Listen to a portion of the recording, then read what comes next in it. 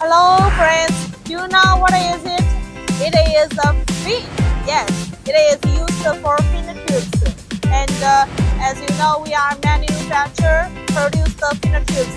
Today, I will show you how our factory produce the fin tubes. Okay, let's go. Raw material, base tube. It can be aluminum tube, copper tube, and carbon steel tube. This is our another raw material.